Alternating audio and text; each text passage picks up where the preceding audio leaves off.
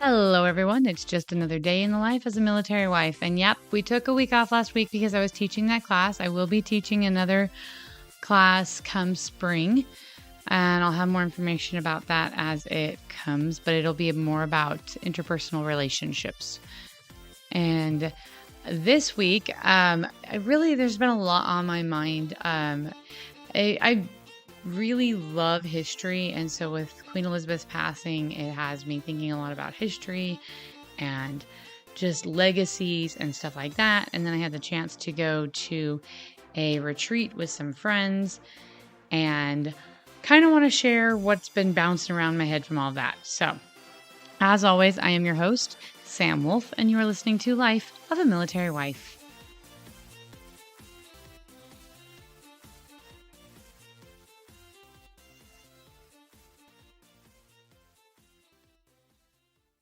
Okay, so I don't have as many notes as I normally do for this episode.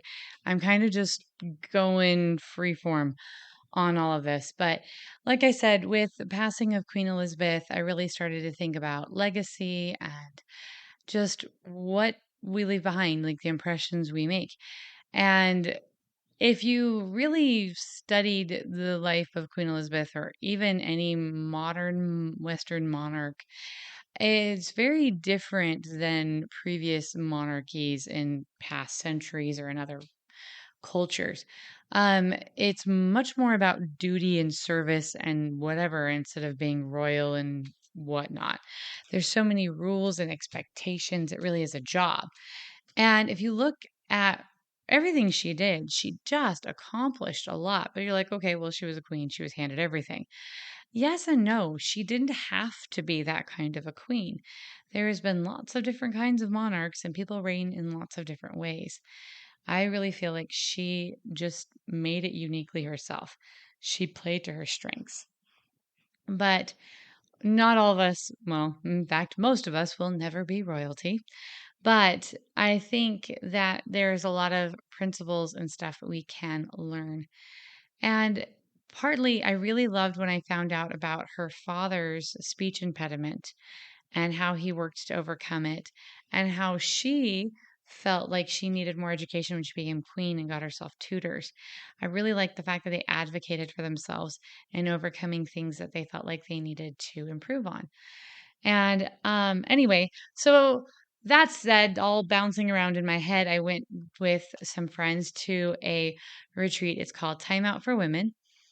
And they have a lot of different speakers there that talk about lots of different things and performers and stuff. But basically, the whole theme this year was letting your light shine. Like that everybody has this inherent value and worth, and we can kind of hide it or keep it to ourselves or be embarrassed or whatever, or we can just share it. We can just be ourselves. And ironically enough, it got me thinking about a conversation I've had with Maria and some other individuals and about imposter syndrome. And so I don't know if you know what imposter syndrome is.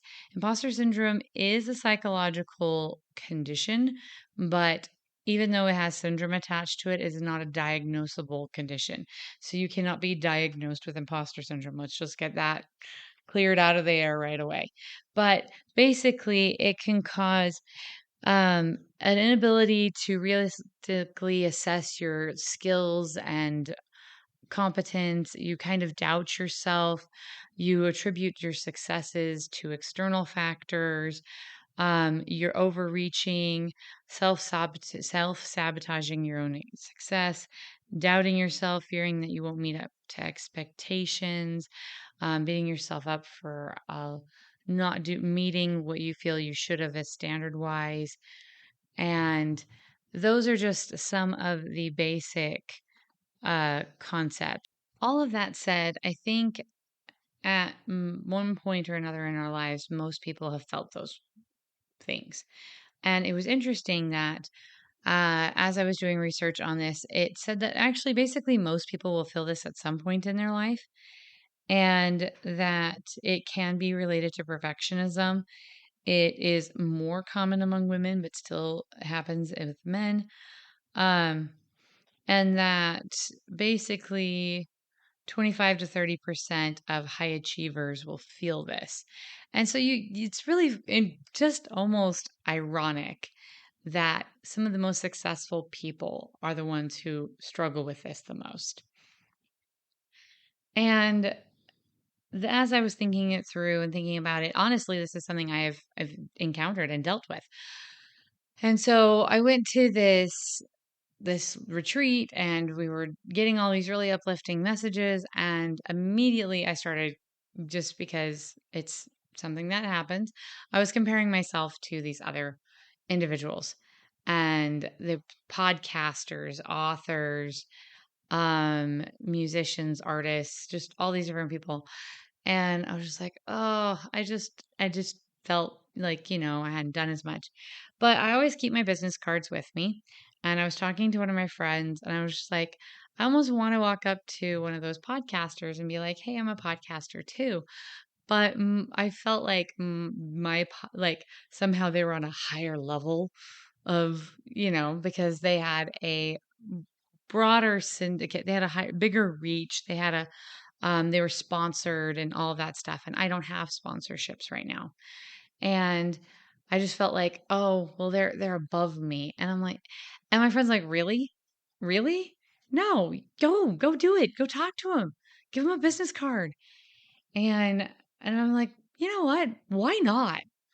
And it reminded me of, and I mentioned this before, the something I learned from uh oh, Richard Paul Evans, I believe. Yeah, I'm just blanking right now. But anyway, um, it, him was the failing big, and that popped back in my head. I'm like, oh yeah, fail big. I need to fail big.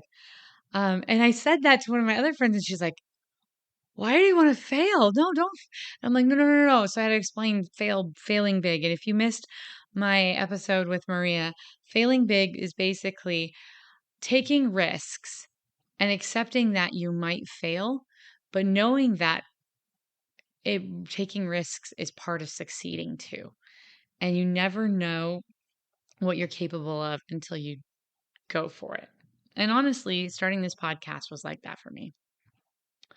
So anyway, the more I was looking into and thinking about this, um, I ended up getting the courage, walking up to one of the big podcasters there afterwards and talking to her, say, hey, I'm a podcaster too. This is what I talk about. She's like, oh, that's so cool. I interview other people who do this and that and the other thing. And she's telling me about her podcast, which is called Magnify.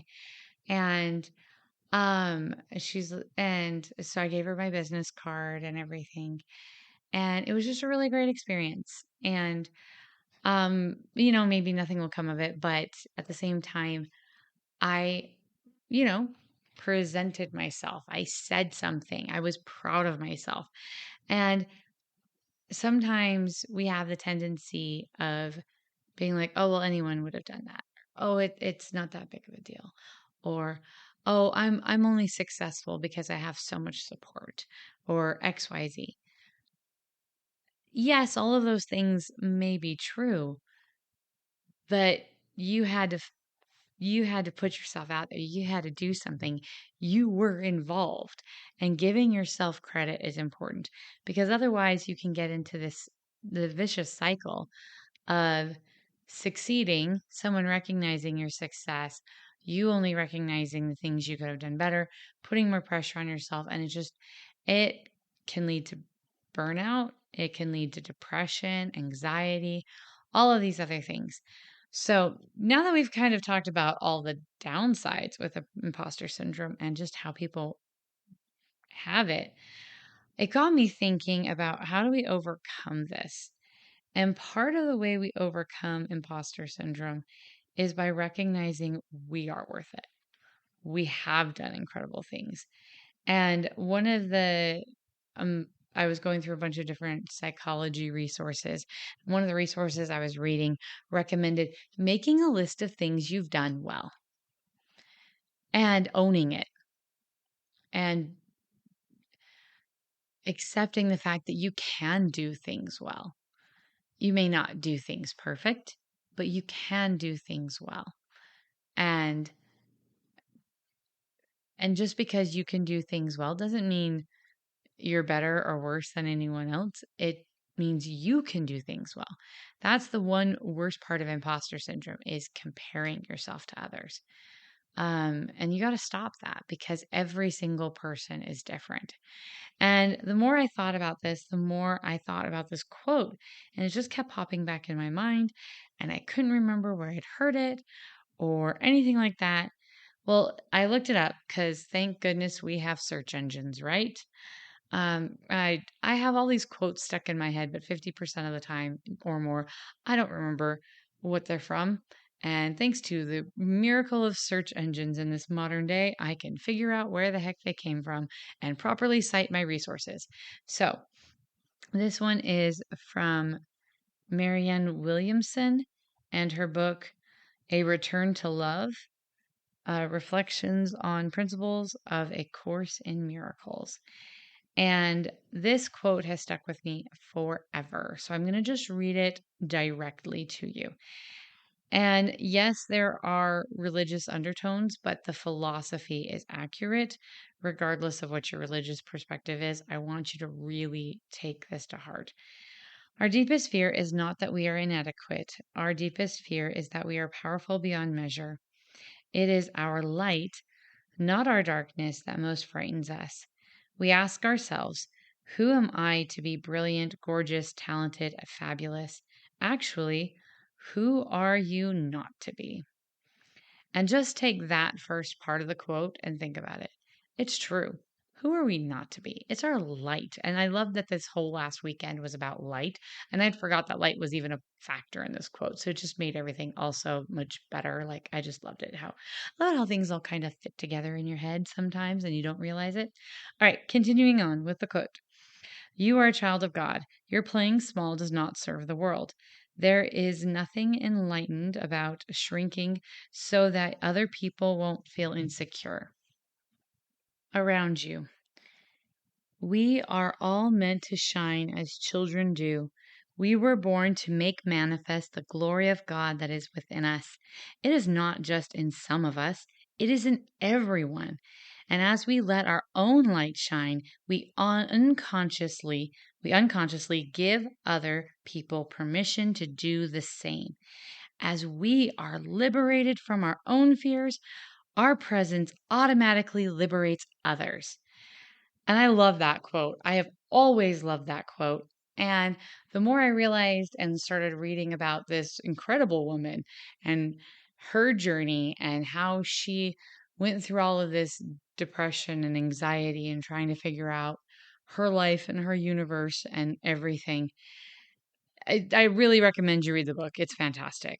I just really came to love that quote more. And so I want to break it down and then talk a little bit more about my experience this last weekend with Time Out for Women. Um, and this is the one part that has really hit me. There's a couple parts, but I think this is a lie that we tell ourselves or that we think sometimes. We're like, who am I to be brilliant or gorgeous or talented? Like, who am I? Um, yeah, who are you not to be? We all are. Everybody has got something fabulous about them. And you know what the great thing is? Everyone's fabulous thing about them is different. And we all have different combinations. And that is what makes this world so fantastic because all of our unique, fabulous attributes can complement each other if we let them. And so I love this next part. And as we let our own light shine, we unconsciously give other people permission to do the same. And I have thought of several people that I have known throughout my military wife experience, and they've both been military wives. One was her husband was retired, the other was stationed at the same place as us. And I love these women for a lot of reasons. But one in particular, I met her years and years ago. It was about 5, 6 years ago now or longer. And I remember her, I was just so insecure because I just thought she had it all together and her life was fabulous and her family was perfect. and I just wanted to be like her. And I felt so insecure around her because of it. And I remember one time her telling me that if I could just relax and be myself, I'd realize how amazing I was. And I love how she was able to see this person in me before I was able to see it in myself. And she loved and encouraged me and helped me become that kind of person. And then the other was another military spouse at our current duty station. She's since moved on, but she was just that same way. She she would jokingly call herself aggressively social. Um, but she was just happy and bubbly and effervescent and always just loved people. And her ability to just be herself made it so much easier to just, chill and relax and myself. And I love being around people like that. I really enjoy people who are comfortable in their own skin because it helps me be more comfortable in my skin. And I'm not always like that. And I want to be more like that. And so that is something I am personally working on is being more comfortable in my own skin and realizing that as I share what I have, as I put forth my best self, share my light, allow myself to shine, I can give people permission to do the same. And I like the collaborations I've been able to do with Maria because we both have different strengths and weaknesses, and we're allowed to let each other shine. And as we allow and encourage those around us to shine, and we shine ourselves, we'll make this world a better place. We'll make it a better and brighter place. And that got me thinking of one of the contributors um, to the timeout for women that I went to. And her name was Emily Orton. And I'm not sure if you've heard of Emily Orton, but she and her husband co-wrote the book Seven at Sea. They were a Manhattan family who decided to, sell everything, rent out their apartment, and just go live in the Caribbean for a year on a sailboat with their kids, with their 5 kids. And I was listening to her, and I remembered hearing snippets about this family had done this, but I'd never really read their story or followed their blog or any of that sort of stuff. And so I wasn't really like aware of anything they were doing in detail, but just the vague concept. And I was listening to her present and I loved what she shared. So she shared this amazing story of how, thanks to another family that they had met in their travels or life experience, she had learned to always carry a headlamp. Always. And I mean, always. She had one on her at the convention. It was great. And so she puts on her headlamp and she explained how when they got to the convention, a bunch of the presenters were sitting around eating dinner and they were going to go run through it to a technical run through and the lights were all out. And she's like, "Why are the lights out? Are they supposed to be out? Is there something wrong?" And 2 of the other presenters were sitting there in the dark, eating their salads, playing a guessing game on what they were going to eat the next because they couldn't see their own dinner. And they were having a great time with it. They were being really good sports. And she walks up and she sits down and she's like, "I could join in their game or I could be the nerd that is like, I'm not nerd, but I could be myself and pull out my headlamp. Like I could just be the weird, the strange person who carries a headlamp everywhere." And she put her headlamp on and they're like, "Who are you?" And so she like, just explains everything. And like, I thought it was so cool that she was like, "Okay, I could embrace the awkward with them, or I could just be myself. I have my headlamp." And she put her headlamp on. And then she told the story about how when they were out visiting friends, and I just don't know if it wasn't during their main voyage because I have since read her book.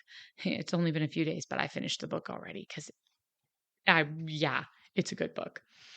Anyway, she had this experience where she was out with friends. They were at a beach that their friends had been to for a while. I think it was in Australia, but I'm not sure.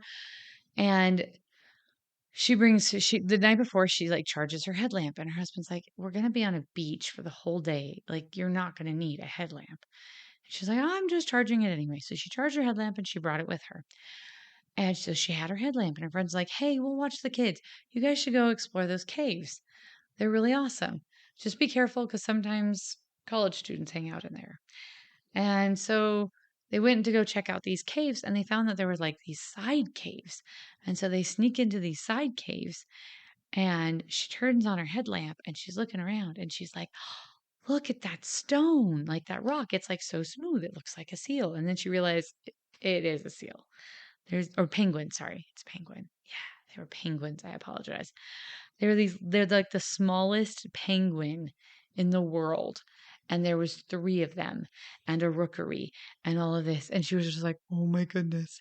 And so her husband went out and like got their friends, and one by one they all came in, and they got to see the little penguins and the little rookery, and they were all really quiet and just super respectful of the whole situation and just excited to see wildlife and nature. And eventually she gave her headlamp over to her friend and walked out. And later she was talking to her friend, and her friend's like, I have been here a million times and I have never seen those penguins. In fact, it's really, really unrare for anyone to see that specific species of or type of penguin. And it was all because she had her headlamp. It was all because she wasn't afraid to shine. She wasn't afraid to just be her. And I really enjoyed that. And I was like listening to her stories and stuff. I'm like, oh, I would love to be able to be that kind of adventurous. But because of conditions outside of my control, i.e., the fact that we're a military family, that is just not our type of adventure. But it got me super excited because after talking to her, and I got a picture with her too, so I loved it. Anyway, so yeah, Emily Orton, their ship was called the Fezziwigs, and I love reading the book, how they came up with the name and just all of their experiences. It's super relatable. I have never ever been on a catamaran. I have been on a boat once or twice. I get massively seasick. And but I've never been on a catamaran, but I could just she makes it, her and her husband make this so relatable. So yeah, I totally recommend the book 7 at Sea by Eric and Emily Orton. It is fantastic. And I really wish now that I'd read that book before I had met her. Because I really said to her, I'm like, yeah, that's just not something I could do. I guess I'll have to find my own adventure. She's like, yeah, be yourself. But she was just phenomenal. She literally was one of my favorites. Because if you meet her, she is she's on the shorter side. I'm short, and I think she was slightly shorter than me. She's a very petite woman. And almost unassuming, almost when you see her. She's visually unassuming. She's not tall or anything like that, but she's just so sweet and genuine. And her sweetness and just genuine, like just just I don't know, happiness just really attracted me. I really loved that. And a lot of these presenters, actually, all of these presenters were like that. I really was a wonderful, wonderful experience. But anyway, the message I want to leave with you is that don't be afraid to shine. Because when we shine, when we are ourselves, we give others around us permission to be themselves and to shine as well. And the more we shine and the more we allow and encourage those around us to shine, the brighter this world is going to be. And rolling back to where I started with Queen Elizabeth, I feel like she was just that kind of person. She wasn't perfect because none of us are perfect. No one is perfect. But I feel like she tried her best to just be her best. And because of that, other people wanted to be their best too because of her example. I feel like she brought out the good in others. And that's my opinion. Take it or leave it, grain of salt, but that's how I feel. Anyway, I know it kind of ties into military life, but it just ties into life anyway. I will be giving you more information about the class that Maria and I are going to be teaching about interpersonal relationships come the spring and probably next week's episode. As I mentioned in the class, we are in the middle of a move, so things are going to be a little crazy the next couple of weeks.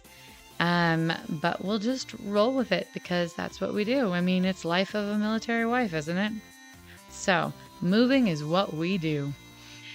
Anyway, I am your host, Sam Wolf, and you've been listening to Life of a Military Wife.